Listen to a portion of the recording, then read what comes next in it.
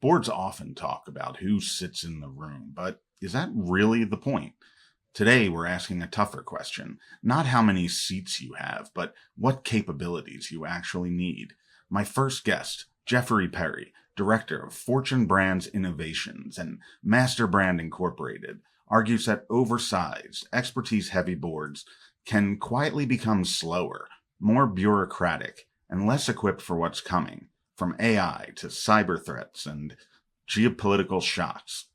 So, what does a board built for 5 years from now actually look like? And how do you know when yours has crossed the line from healthy diversity of thought to dead weight?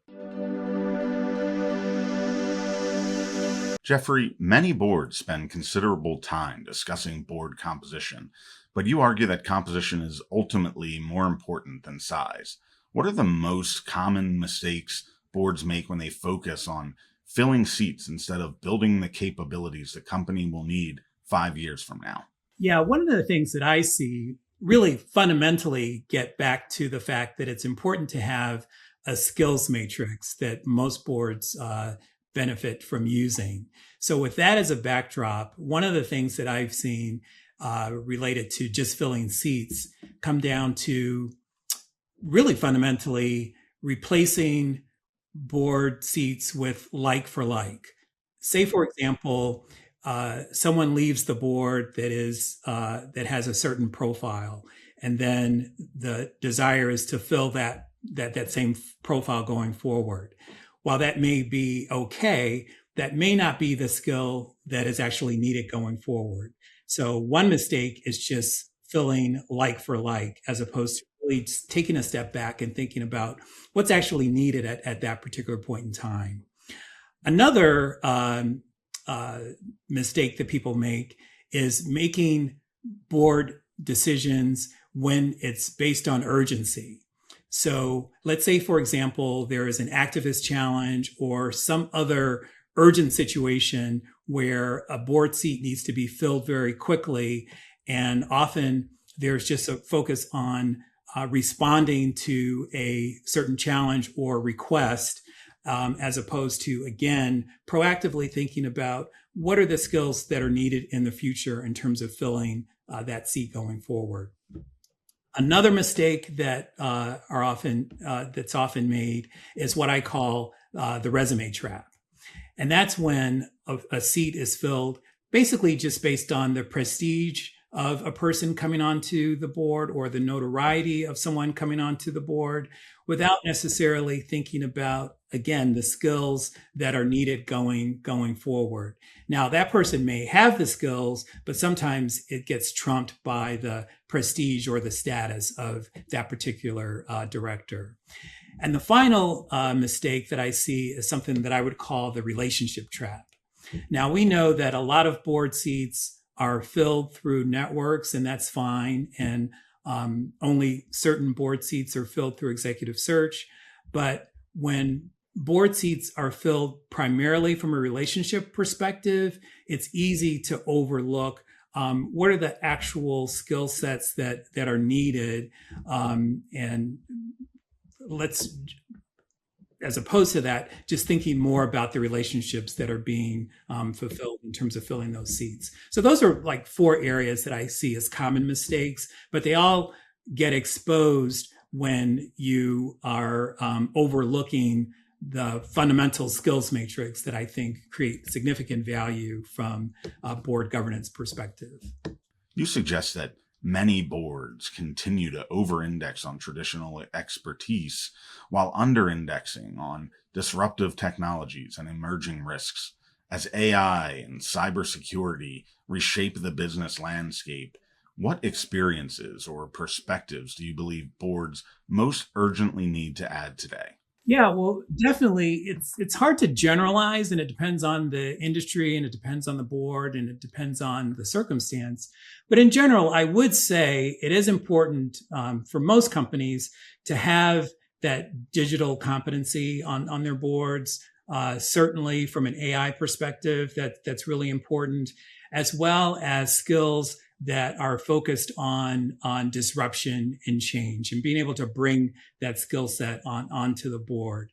And so director candidates that are able to demonstrate that add tremendous value to boards. I do think, though, there is a watch out from an overall nomination process perspective. And that is, if you bring someone onto a board that has specific expertise, which is needed, that's fine and that's valuable.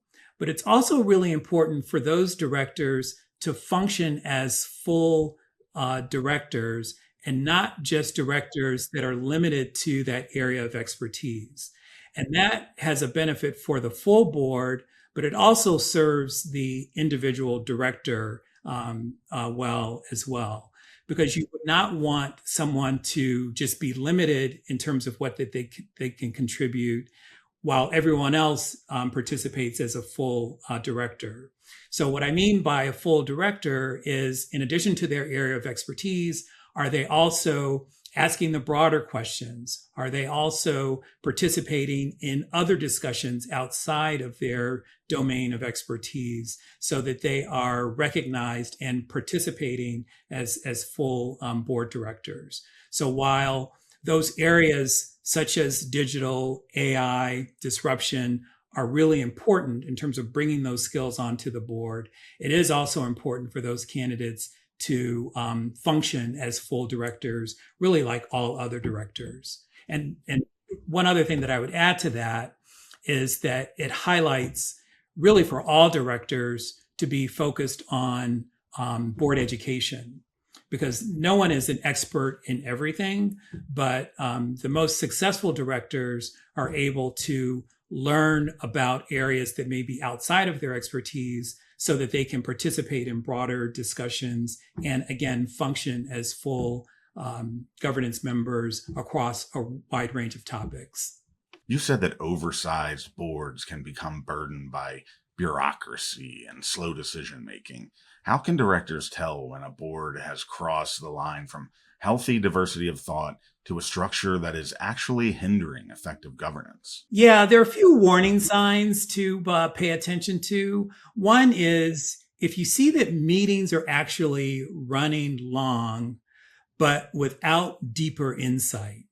So you can have long board meetings that have discussions that go on and on and on, but in those extended discussions, if there are no additional insights that are being unearthed, that's a sign that the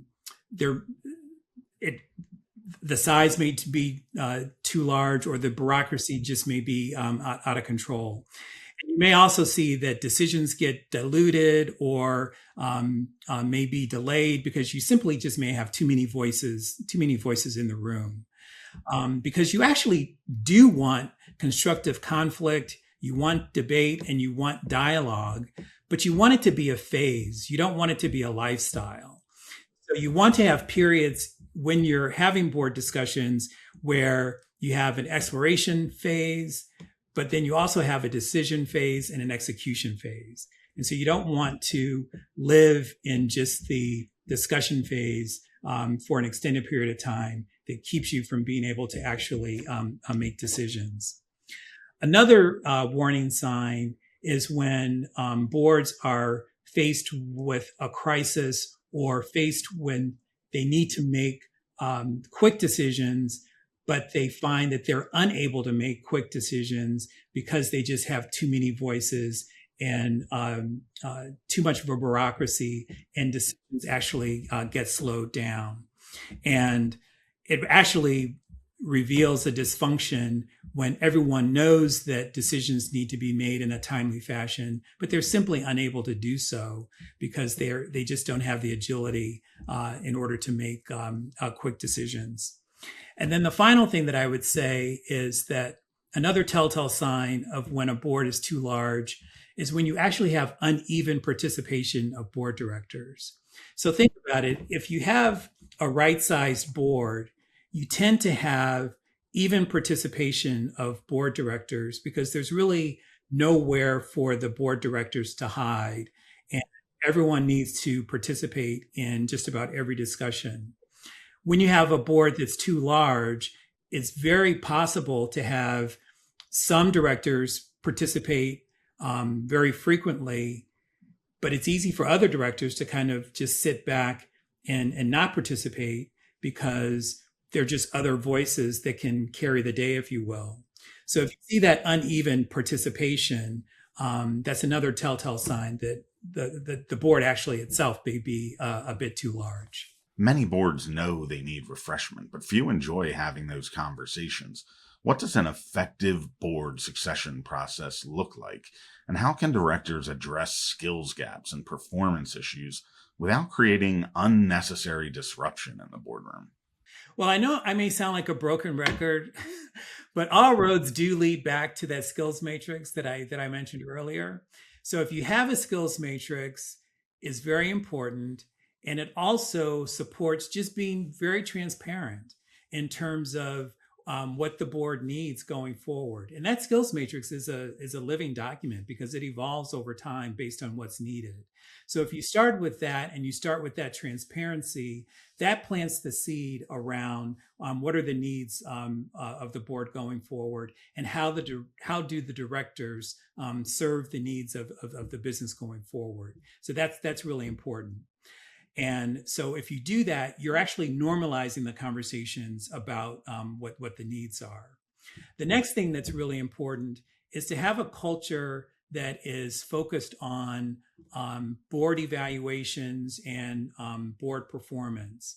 And that can take the place, that can show up in terms of how do you actually do annual board evaluations. So for example, on one of the boards that I serve on, not only do we do annual evaluations of the overall board and the board committees, and also get input from management in terms of the board performance, but we also have individual board director performance evaluated, a third of the board each year. So each director on a rotating basis actually gets individual feedback on a regular basis as well. And so that gives individuals insight in terms of their own performance as well. And so if you have that culture of evaluation, you have the culture of evaluating what's needed for the company going forward, it takes the sting away of am I being evaluated, and puts the focus more on what does this business need going forward, and how do I fit in to the needs of the business going forward. And it just creates a different conversation that is far more constructive and far more productive.